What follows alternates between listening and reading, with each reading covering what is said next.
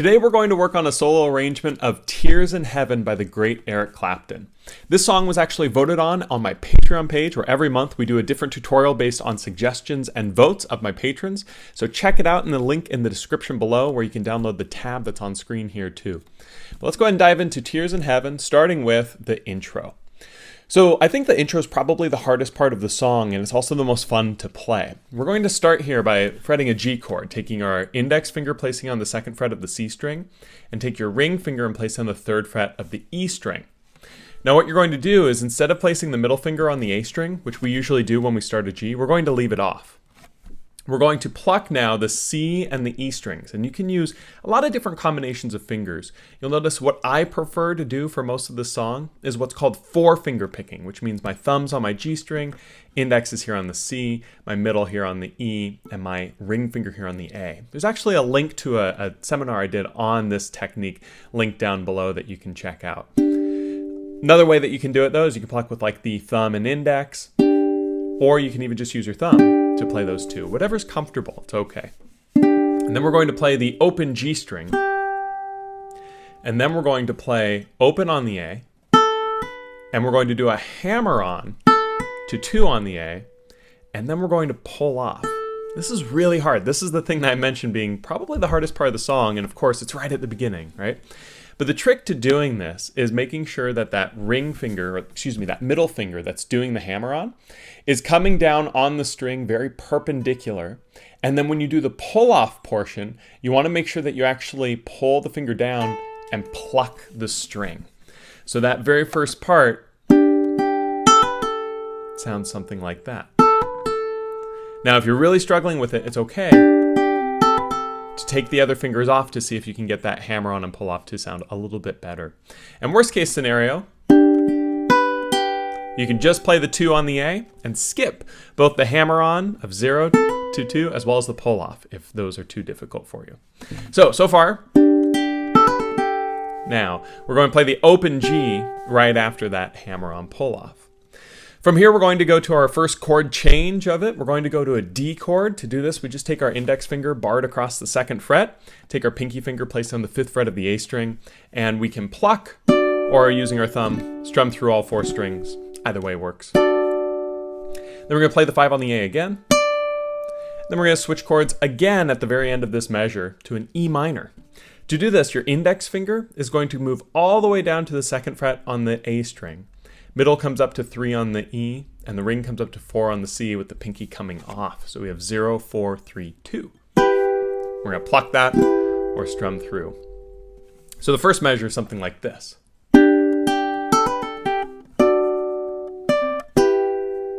Now going in the second measure, you'll notice this symbol is a lot frequently shown on the tab.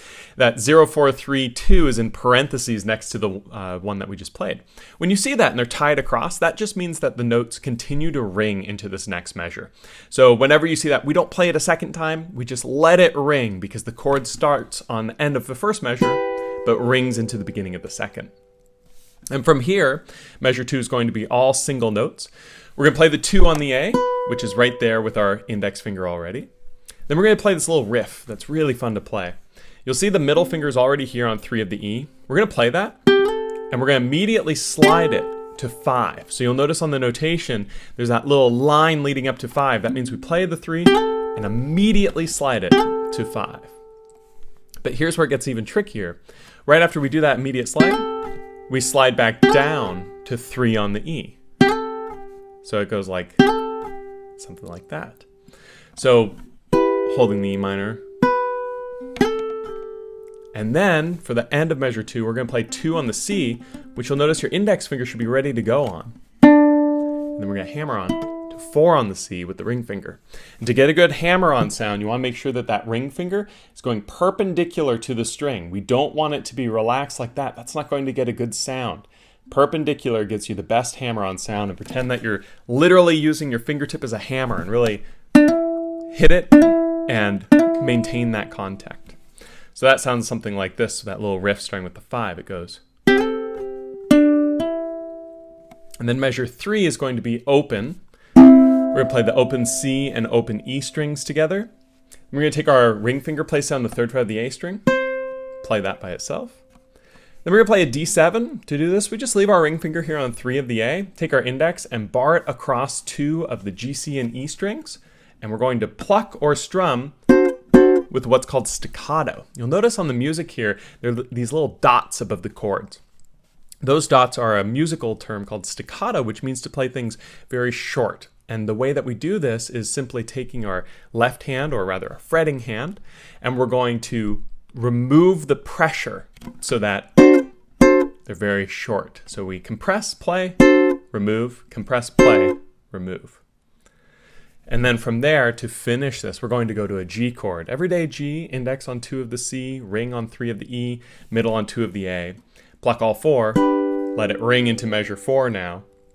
And then we're going to pluck G, C, E, A to finish that all off. So it's a little bit easier there at the end. Here's measures 3 and 4, just so that you can hear it. It goes something like...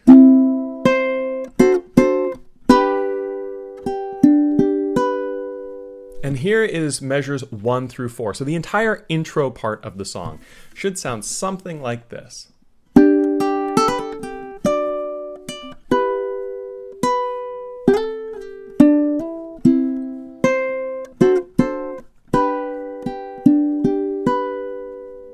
Now, as we go on to measure 5, you'll notice now we're at the melody of the song. And the reason this is so important is this was where we start with the actual words. You'll notice it says, "Would you know my name?" By the way, one of the saddest songs of all time, beautiful melody.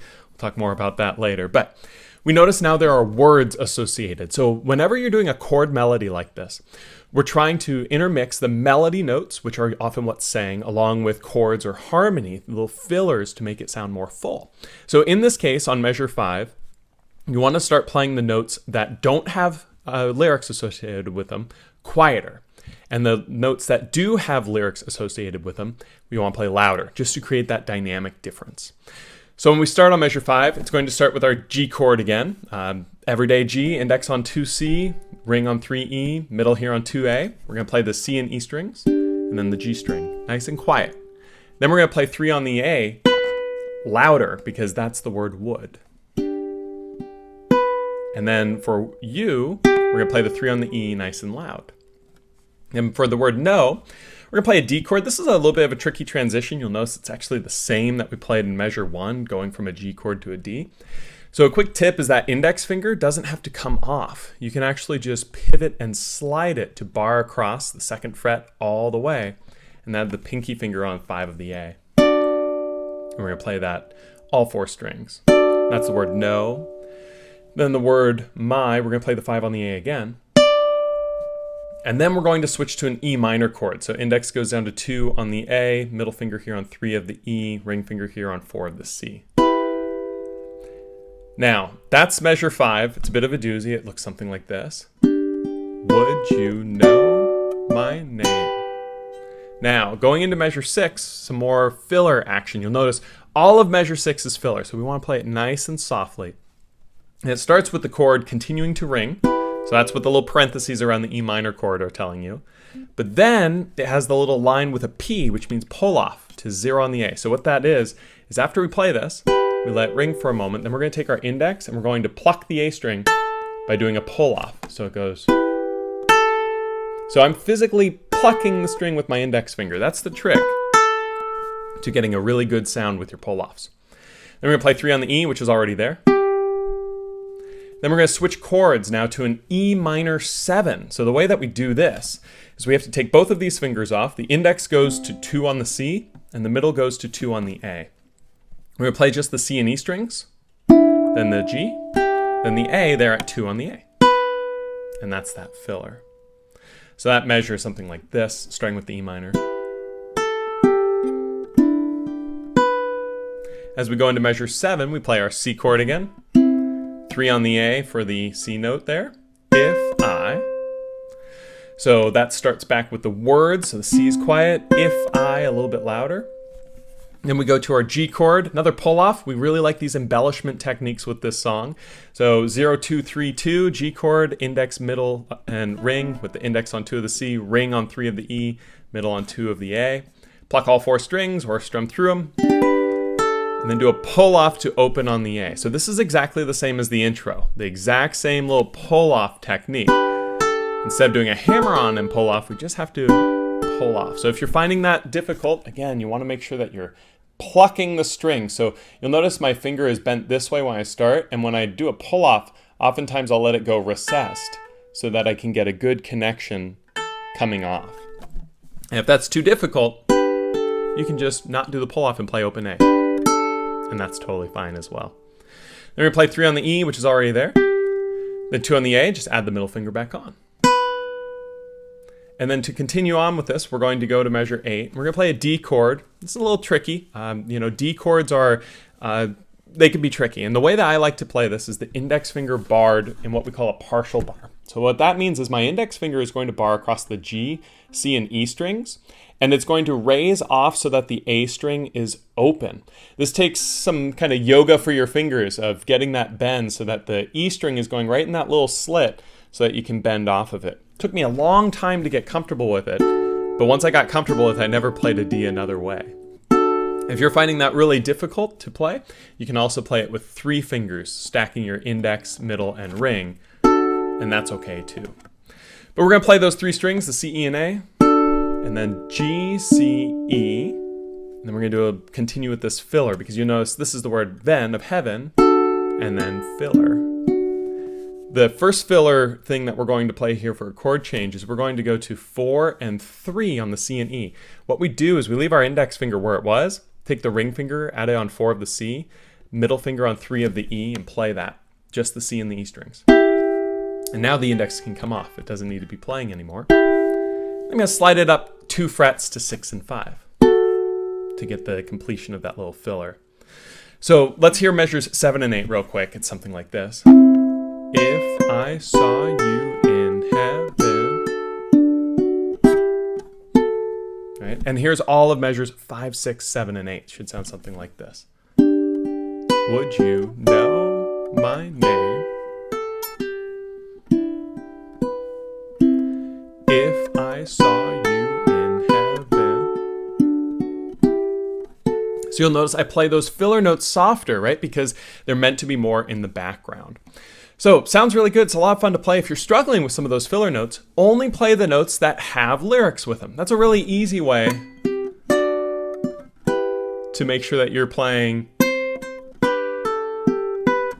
just the song that you know. So, kind of a little tip if you're struggling with it. So now as we go on to measures 9, 10, 11, and 12, it's actually pretty cool because these measures are exactly identical to 5, 6, 7, 8, except for one note. Literally, every single note is exactly the same except one note. And that one note is here on measure 9. So we start with the same G chord, going to the same D chord, and then instead of playing the 5 on the A a second time, we play open on the A, which is tricky. So what we do here is we just take our hand off. Now, the reason for this is because we're immediately going to our E minor. So it's okay to have that hand kind of come off. But other than that one note, that 0 on the A for the word the, of the same, it's exactly the same. 9, 10, 11, 12 are exactly the same to 5, 6, 7, 8, which is kind of neat. So measure 9 going all the way through should sound something like this. Would it be the same if I saw you in heaven? Exactly the same, right? So again, we want to create those layers by playing our melody notes louder and more pronounced, and our harmony notes, our non-melody notes, a little bit softer, make it a nice differential. So from here, we go on to measure 13, which is actually sort of if that's the verse, this is kind of the chorus, you could call it section A, B, whatever. It's the next part of the song. It's going to go to an E minor chord here. So to do this, we just take our ring finger, place it on the 4th fret of the C string, middle finger here on the 3rd fret of the E string, and index here on the 2nd fret of the A. And we're going to actually just play our G, C, and E strings to start. And that's a filler note. You notice there's no lyric. Then we're going to play 4 on the C, and then 3 on the E, which is our first melody note. And we play it again, must, and then open on the A, so we're moving that index finger for the word B. And then we're going to go to strong, and here it goes to actually a B chord. And this is kind of cool because our E minor chord that we play here, if we move it all up one string, so not a fret, but a string. So instead of being 0, 4, 3, 2, it becomes 4, 3, 2, 0. We get our B. It's a B7 chord, but we're working on it here for B. And we pluck our G, C, and E strings. Kind of cool, right? So it goes. And after we play that, we've got some filler that's going to take place. We're going to just play G, C, E, A for measure 14. Pretty straightforward. 13 into 14 should sound something like this. I must be strong. And then we go on to 15. We're going to play a D minor chord. Just like the D chord, there's a special way to play D minor that you should work on to eventually get comfortable with. That's much more difficult, but once you have it, much better of a fingering. And what that is this. It's just the index and middle fingers. So earlier when we did the D chord with just the index, we did that partial bar, right, where the A string's open. With this one, it's even trickier because now it's just the middle finger is barred across the G and the C, leaving the E and the A strings both open so that then the index can come onto one of the E. I remember the first time I saw somebody play this chord, I thought it was physically impossible, but I assure you it's not, and it's a very good way of playing the chord. My big trick for it is have that middle finger come up over the fretboard a bit because I'm trying to stick the C string right into the divot here on my finger where it sort of bends backwards. Middle finger does not have much flexibility, and so we want to make use of every little advantage we get. So that's my favorite way of a D minor. You can practice that. If you're struggling with that a lot, it's totally fine to play a D minor like this. 2 on the G with our middle finger, 2 on the C with our ring, 1 on the E with our index. Both are going to be fine. And then we're going to play 2 on the C, and then 1 on the E for the words, and care. And then re, we're going to add the 3 on the E with our ring finger here. And then at the end of measure 15, it switches to an E7 chord. To do this, we take our index, place it on 1 of the G, middle finger on 2 of the C. And eventually we're going to play the A string, but not yet. So just have those 2 fingers there. Pluck the G, C, and E strings. We're going to play open on the A, and then we're going to add that 2 on the A for the cause I. So 15 and 16 should sound something like this. And carry on, cause I. And now all of these measures 13, 14, 15, and 16, should be something like this. I must be strong and carry on, cause I. Now we're in a full E7 chord here, right? So don't move that chord as we go on to measure 17, because what we're going to do is take our middle finger off and then slide both fingers up 1 fret. It's actually really easy to go to this A minor chord, 2, 0, 0, 3, index on 2 of the G, ring on 3 of the A, and we strum through all 4 or pick all 4. Again, it doesn't really matter which technique, whatever tone you're looking for. Then we're going to play open on the A, and open on A again, so that's no, I don't. And then we're going to play 3 on the E with the ring finger, B. And then we're going to go to a D chord here for the word long, of belong, and we're going to bar across the 2nd fret. And what's cool is we can actually bar completely across the 2nd fret because we're not going to play the A string for a while. And when we do, we're going to need 2 on the A string. So bar all the way across for this D, even though it's only 2 on the G and 2 on the C for the word long, it's going to set us up. And so let's kind of rewind just a bit, measure 17. So it's no, I don't belong. And then 18 has these 2 little fillers. Same little staccato plucking of the D chord that we did earlier, right? Instead of being a D7 all the way, it's just the G, C, and E strings. Then we're going to play 2 on the A, which is there on the full bar. Here. Then take everything off, open A twice. In, have. And then we go to in, heaven, which we're going to get to in just a moment. So let's go ahead and hear what this whole thing sounds like, measure 17 and 18. It goes like this. No, I don't belong here in heaven. Now, when we go to Vin, we're going to actually go back to the intro of the song. So the very beginning of the song that we played, we're going to play the exact same thing for measures 19 and 20. They're exactly the same as 1 and 2. So the same little riff.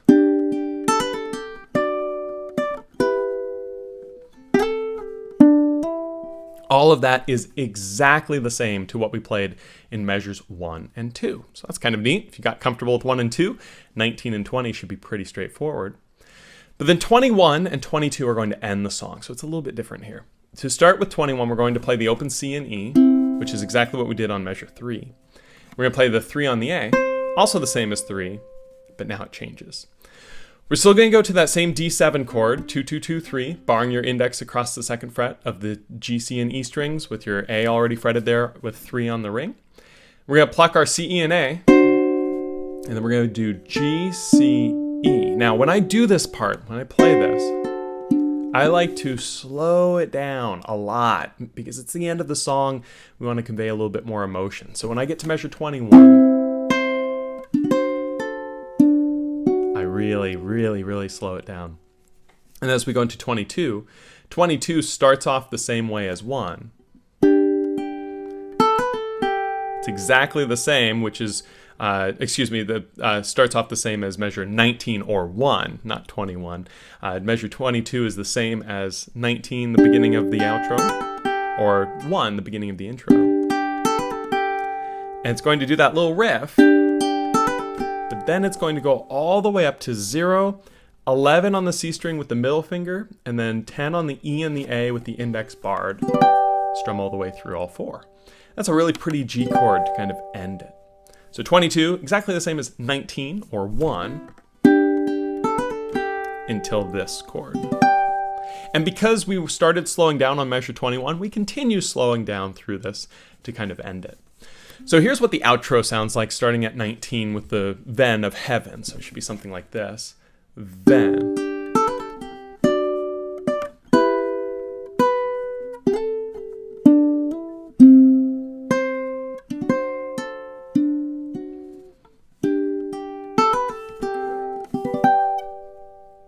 And that ends the tune Tears in Heaven. This is one of my favorite arrangements I've actually done here on this channel because it's so much fun to play and it really makes use of those embellishment techniques like hammer-ons, pull-offs, and slides. And the reason for that is because it's a Clapton song, and Clapton's kind of the king of guitar, at least one of them. So we really wanted to pay respect to that by including as many of those little embellishments as we can. It's a really fun one to play, a lot of bar chords and other things to work on. And remember, if you're struggling with it, just play the melody. Just find those lyric words and you can still have some fun with it. As always, if you have any questions, feel free to leave them down in the comments below.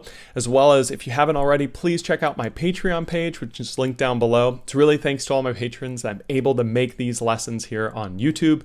And if you're a patron, thank you so much for your support. I can't tell you how much it means to me.